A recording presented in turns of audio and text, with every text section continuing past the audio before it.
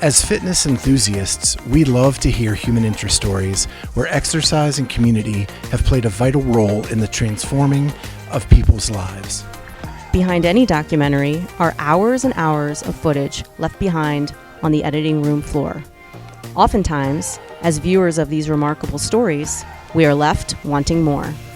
We've created Beyond the Journal to dig a little deeper. Hear how their 15 minutes of fame has impacted their journey. We'll see where they are now and what's next.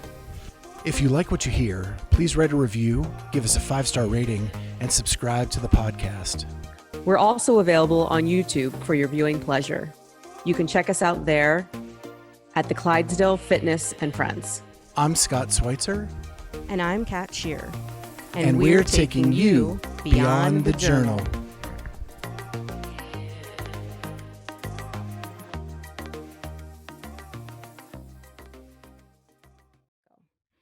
Welcome to this episode of Beyond the Journal. My name is Kat Shear, and I'm here with my co-host Scott Schweitzer. How you doing, Scott? I'm doing great. How are you? Good, thanks.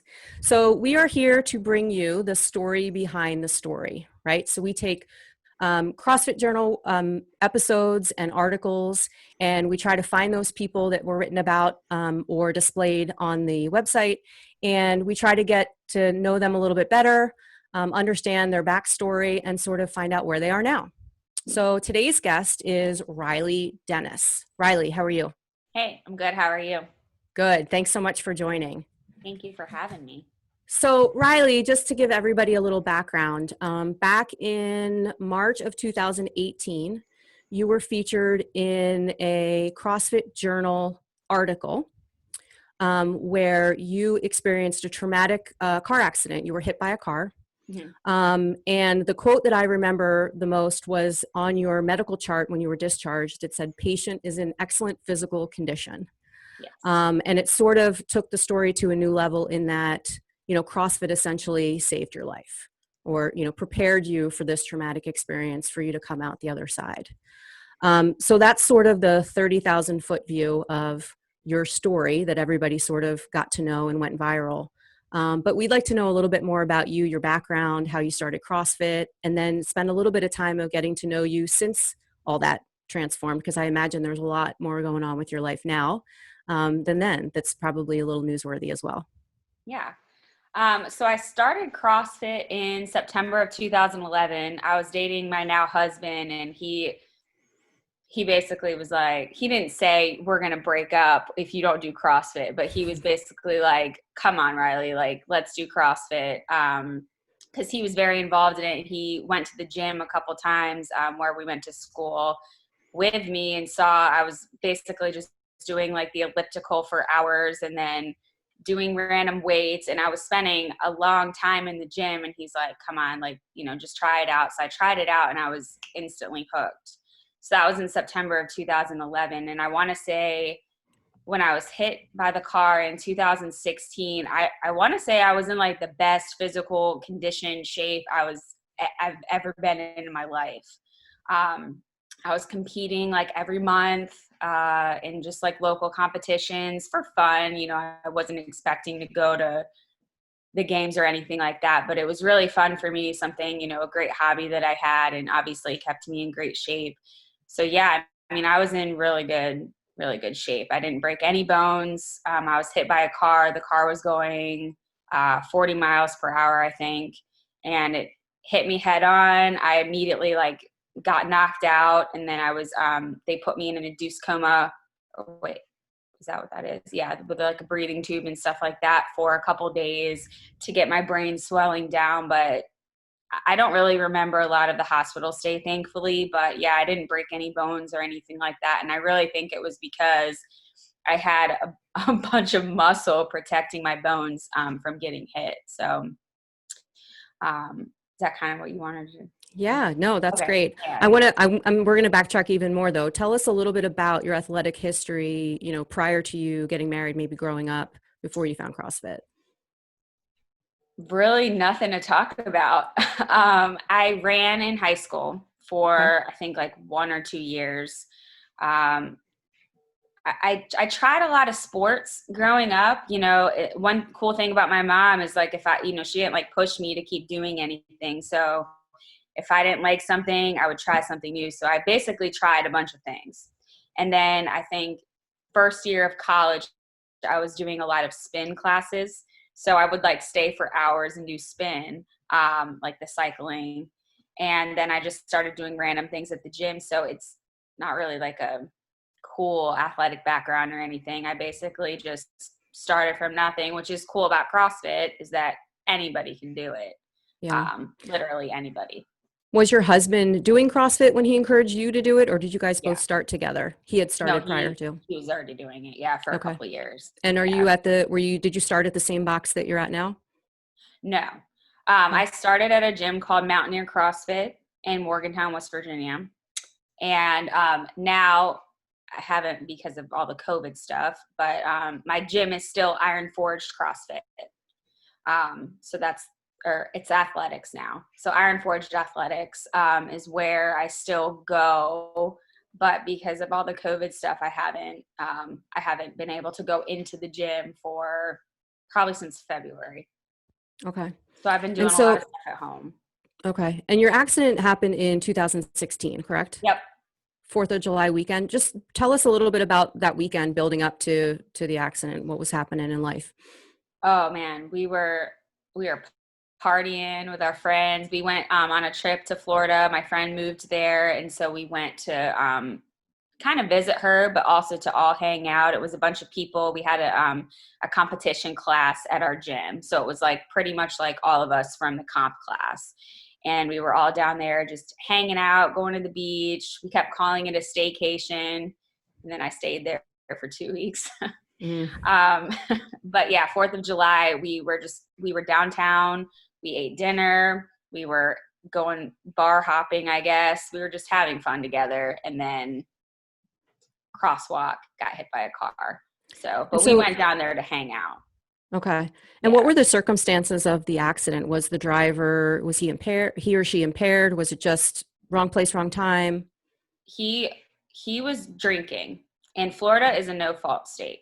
So he actually didn't get like anything. I think he got his license suspended for 3 months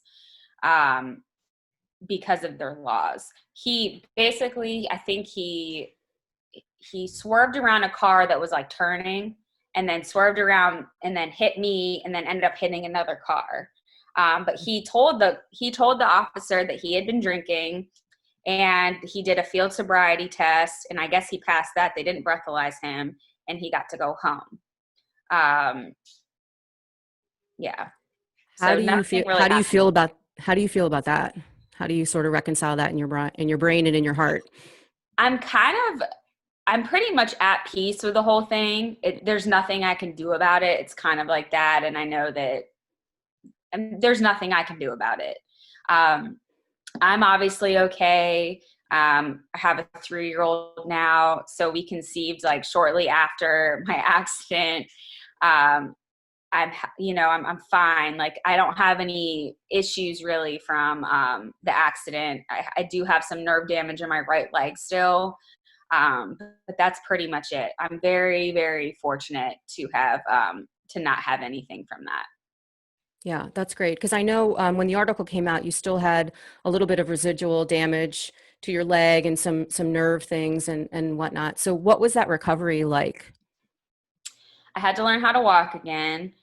And because it was a brain injury, I've talked to a lot of friends that work with people with like in the military, especially with TBIs, traumatic brain injury. They have a lot of issues with like vision and stuff like that. And thankfully I don't have any of that. But after getting a brain injury, a couple months was pretty much a blur. Like I don't specifically, I remember a couple things, but like my whole hospital stay, I pretty much don't remember. And then after I don't, but I had to learn how to walk again. I had what's called drop foot, which I don't remember. I just have pictures and videos of it. That's why I know that I had it, but I had drop foot. So I wasn't able to move my right foot, which is where I have like that nerve damage, for a little while. So I had to wear like a brace on it. I had to use a walker for a while. So when I was discharged from the hospital, when I got back here, I did physical therapy, I want to say for maybe like 3 or 4 months after it. And they basically, one of the biggest things for me that I can remember was not being able to walk downstairs. Like in hills kind of scared me too. It was like the something with like depth and whatever they were, I can't even remember how they described it, but it was scary to me. So I had to kind of like learn how to walk down the stairs again, just because it was very frightening for me for some reason. Mm-hmm. Did you Learning have how to any? drive was scary too. Again, So what does that look like? So when I hear people have, brain injuries and they say, had to learn how to walk again. I had to learn how to do this. Like, what does that actually mean? Like, I couldn't walk. Like I don't know, because again, I was still like it's very foggy, but I have a lot of videos from it. I don't like, I and like think the they had to like, driving part, when you talk about driving, is it like you couldn't coordinate like the brake and the accelerator, or did you I, like forget what to do? it wasn't that okay, so I misspoke. It wasn't that I forgot how to drive. It was that it was scary for me to Got drive. it. Okay. Not because I remembered getting hit by the car, but because of the whole like walking down the stairs thing. It was something with movement and me being in that situation. So something in my brain had to kind of be retrained. I'm sure like somebody professional could like explain that better than I am, but it was kind of a fear maybe, or Okay. just not, it's something with depth is what I'm like trying to like say. Got it. Yeah, but I know that I could not walk. Like they had to retrain my brain, how to walk and stuff like that. Interesting. And so, what kind of support did you get from family, friends, your husband during all this time? Oh, a lot of support. I mean, so much support. They did a fundraiser for me. They sent me like flowers. I think they sent me food, well wishes. I had a lot of support from my community, and especially my gym. Yeah, Yeah, we hear that a lot, that the community part is just really helpful. yeah. Um, okay, so this article comes out. What did your life look like, the day or weeks following this article coming out? Did you get like a big response? Did people not know your story? Were you getting communicated through email or chat or something with people responding to the article? Oh, following the article. Sorry. Yeah, Yeah. Most people in the community knew about it before, because the article came out in 2018. yeah, a couple years So after. most people knew about it. But then people that didn't know, yeah, they like would message me and they're like, oh my gosh, I can't believe that happened. Especially my one friend who lives in Hawaii. She didn't realize like how bad it actually was, because I downplay things. I'm like, yeah, I got hit by a car. And they're like, what? So I Mhm. don't really like tell people, I kind of downplay it because I don't want the awkward, like, oh my gosh, I'm so sorry. So when she saw it come out, like people like that who didn't really realize how bad it was, yeah, of course they called me and messaged me. They're like, oh my gosh, I can't believe that happened. I'm so sorry. So yeah, I still got some outreach. So I have a question. You still don't remember the actual accident, correct? So that all you know is what you've been told after the fact. Does that make it easier to downplay it because you don't even remember it happening? Yeah, I don't even remember it happening. I literally was walking in the crosswalk. I was like, my friend Ashley and my husband were behind me. And I, he said that I like looked behind and smiled at him. And then they both watched me get hit by a car. Mm. So I don't remember anything. Are you glad you don't remember? Absolutely. Yeah. Cause like people think like when I'm at a crosswalk now, they're like, I've had a lot of people ask me, oh my gosh, like, does it freak you out? No. I still have to be reminded to look both ways. But even if I looked both ways, I still would have gotten hit. This guy he was coming for me. But yeah. But it's a good thing that I don't remember. Yeah. Yeah. Definitely no Uh, PTSD or anything. That's a blessing. Yeah. So how did CrossFit reach out to you to do this article in the first place? I think my friend Deb, she looks at the journal like every day. I think they were asking for inspiring stories or something like that. And I think she wrote to them. And then I can't remember the lady's name, but she reached out to me and was like, hey, like, can we write art? And I was like, absolutely. So that's how that came about. I think Deb is the one that wrote in and said, hey, like, this girl Rileigh, she was one of the coaches at the gym too. Okay. Yeah. Awesome. So tell us a little bit about what's been going on since the article came out. A lot has been going on. So I had my son, or our son, and then so that was in 2017. He was born, and then October of 2018, I was diagnosed with a rare form of leukemia, and so I'm in remission, but the maintenance part is still going on, and that should be done in December of this year. So I've been doing lots of cancer stuff. Yeah. Right. So how has that played in with your CrossFit training and your overall level of fitness, and how you think maybe that's helped you? It's helped me for sure, but I've had to definitely take a step back. I had it's called a Hickman catheter. It's like a port. I have to say port all the time, because when I say catheter, people think of like an actual catheter, and I'm like, no, like it was right here.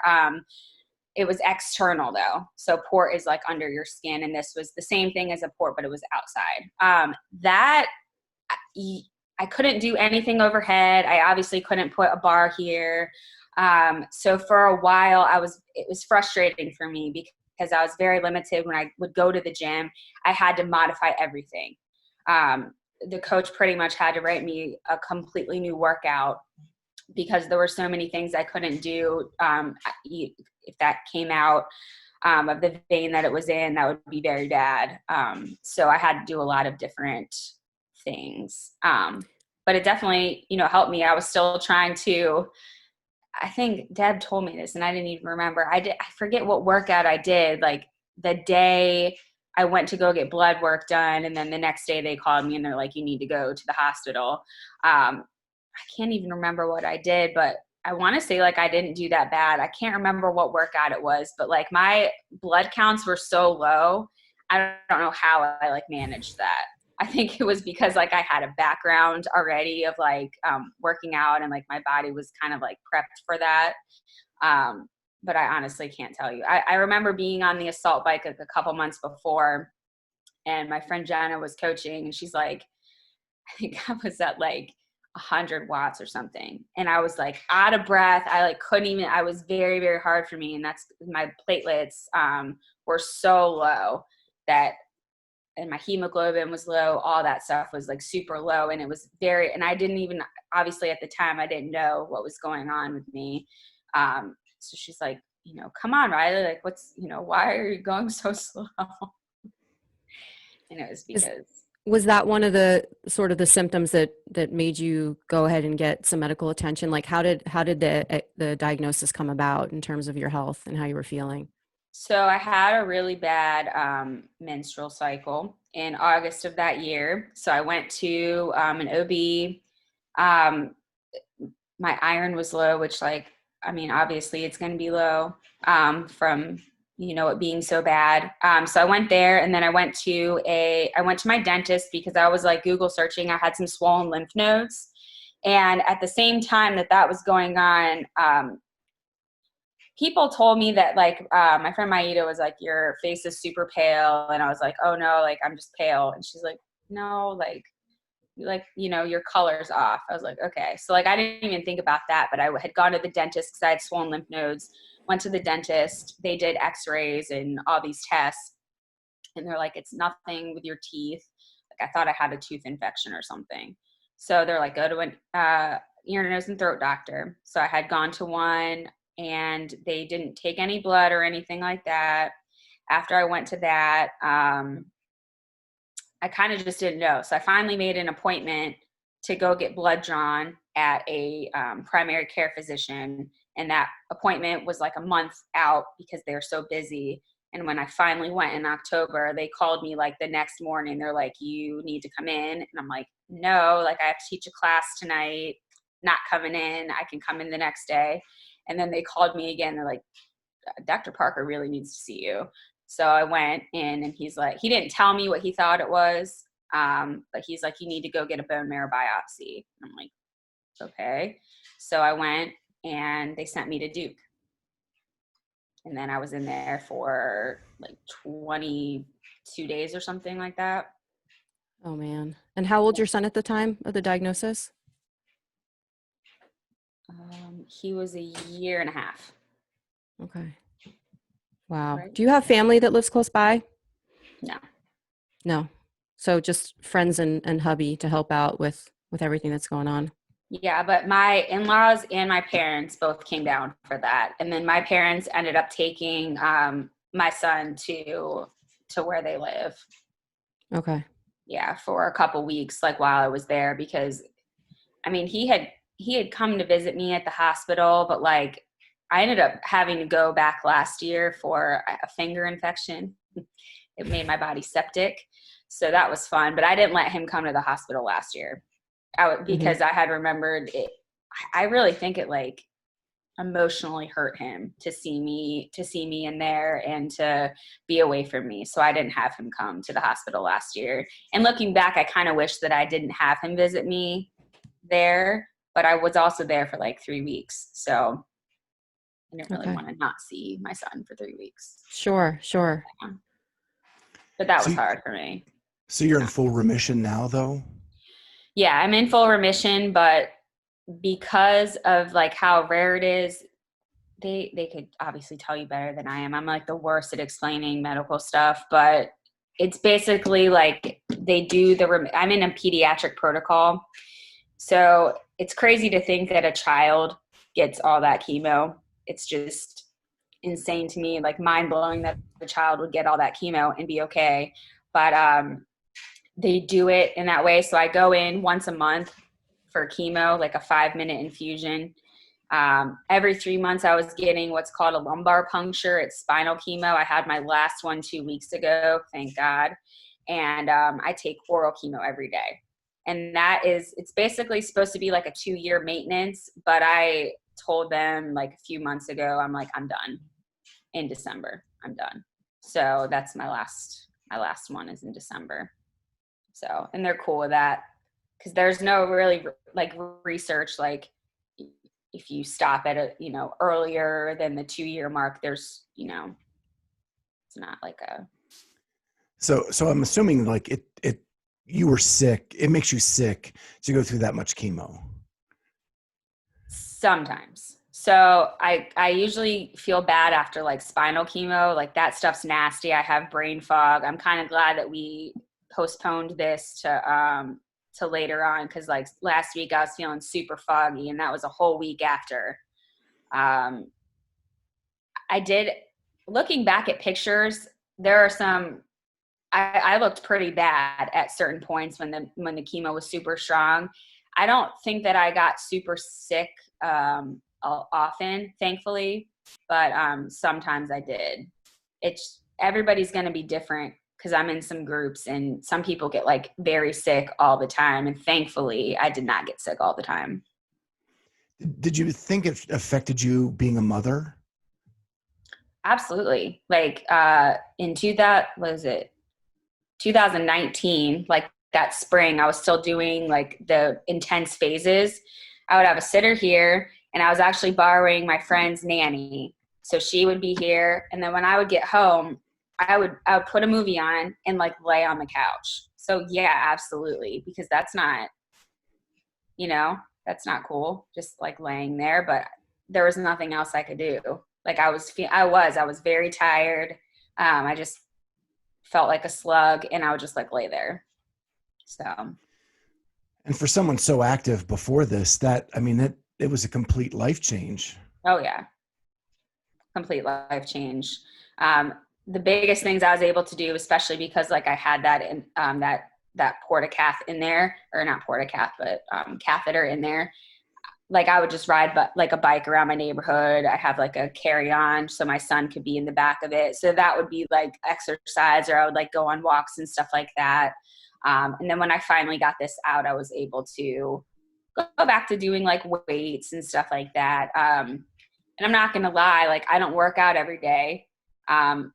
Thankfully, I don't really feel bad all the time, but especially like following spinal chemo, I mean, like I didn't want to do any kind of physical activity for like a week after. So it's definitely affected me. Thankfully not every day, but a lot of the time it does affect me. Are you looking forward to not taking the medicine and being able to get back to full? Absolutely.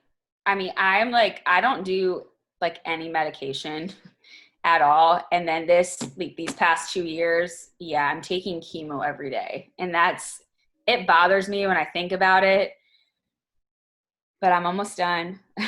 And the biggest thing is I don't like, it's the type that I was diagnosed with is they say that it's the hardest to beat, but it has the best prognosis. So I'm doing the maintenance because I don't want it to come back, because if it did come back, the next step would be like a bone marrow transplant. And then oh my God, I wouldn't be able to see anybody, especially now with COVID. I wouldn't be able to see anybody, like not even my husband, for like over a month. I'd be by myself in a hospital. Yeah, that's a lot to ask. Yeah. Is the leukemia, and I know I have some friends that have it as well, is it considered like a chronic? Mine was acute. Or no? No, mine was okay. T-cell acute lymphoblastic leukemia. Okay. So it's ALL, right? Yep. Is that what it's? Okay. T-cell though, because T-cell is like rare, and then B-cell, like more people have it. Got it. Okay. Yeah. So obviously you got a lot going on. What are some things you like to do, for yourself to sort of keep you sane? Aside from the exercise when you can't always do that, but I know you've got a business that you're pretty proud of and things that you've got going on. Tell us a little bit about that. I love teaching. I teach essential oil classes. I'm also a dietitian. So I love teaching people about health and wellness. It's taken a step back because I'm not really able to teach in person. So I think this year I've only been able to teach like 3 in-person classes, which is really hard for me. But something that I do love to do is to teach people. I'm able to do a lot of phone calls with people. So it's not the same as being in person. Sometimes we do Zoom or FaceTime. So again, it's not the same as being, physically with somebody, but that has definitely kept me sane. Just talking with people, helping them with their health concerns, helping them to live a healthier lifestyle through like natural products and stuff like that. Mm-hmm. So I'm an essential oil idiot. Can you give me like the little 5-minute introductory lesson on what they are and what they do? Yeah. So they are volatile aromatic compounds by definition. They're going to be found in like plants, seeds, bark, citrus rinds, flowers, all parts of the plant. So they're either steam distilled or cold pressed. So the cold pressed would be more like a citrus one. So if you think of like a lemon, it's like a lemon essential oil would not be from the inside of the lemon. It'd be from the outside, like the rind. So you don't have to worry about like acid and the acid part and stuff like that. That you would get from like the inside. Because a lot of people ask me that. They're like, oh, if I drink lemon essential oil, am I going to be, hurting my stomach? You won't be, because it's from the rind part. But there's obviously antioxidants. It's super uplifting. But they can be used for all different kinds of things to support your body. So they can support your digestion. They can support your mood, your nervous system, your immune system, all kinds of things. It just kind of really helps, in simplest terms, your body go into like balance, like homeostasis. So it supports your body in a way that, so if you think of like elderberry syrup, right? That's going to actually increase your white blood cell count to help you. You know what I mean? It's going to constantly be building that up. Essential oils aren't necessarily going to do that. It's going to help to support that so that when a threat does come, it's going to be able to help fight it off better. Does that kind of make sense? So it's going to be supporting your body. So do you ingest the oil? So you can use them 3 ways. So you can use them internally topically, and aromatically. So aromatically would be like a diffuser.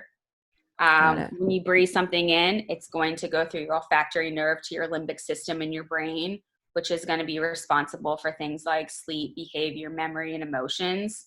And that's going to be the fastest way pretty much to get oils in your body. You're going to be breathing that in. It's going to go directly to your limbic system and then circulate in your body. Topical use is another way. Everything you put on your skin, it's going to be circulated in your body. And then internal use as well. We actually recommend that you use oils internally. They're very powerful that way. Not all can be taken internally. If there's not a supplement label on the bottle, you can't take it internally. But if there is a supplement label on it, you can take it internally. It just says like serving size is 1 drop. It looks like nutrition facts. Got it. Okay. Yeah. So I don't And know. so what, it's, oh, go ahead. sorry. So I Go don't know ahead. what company you use, but I love the peppermint as a CrossFitter, topically on my muscles. Yeah. Nothing feels better than a heated up peppermint oil on your muscles. Awesome. I use doTERRA. Yeah, me too. Okay. Have you tried Deep Blue? Oh yeah, that's Yeah. the money. Yeah. Deep Blue's awesome. Yeah. I feel like I'm missing the boat on all this stuff. I know nothing about it. I'm going to have to try it now. Yeah. I can send you some stuff if you want me to. Very cool. Very cool. Yeah. So day in the life right now, Rileigh, what's it look like for you?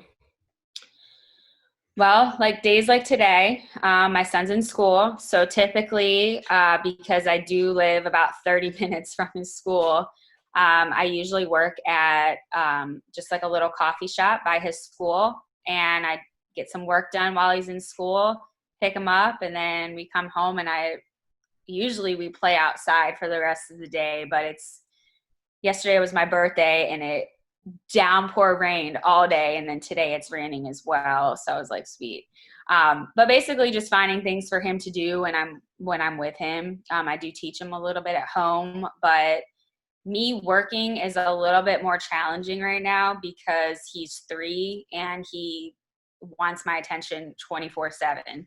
So like if he were to be home right now, he'd be like in my face on top of me because I'm just sitting here. So a typical day would basically be trying to squeeze work in and also entertaining my 3-year-old. Got it. Yeah. So let's go back to CrossFit again, because most of our listeners obviously are fans of the sport. Are you, do you follow the CrossFit Games at all? Are you tapped into what's happening? Yeah. And my husband he's bought we have like all the Fittest on Earth.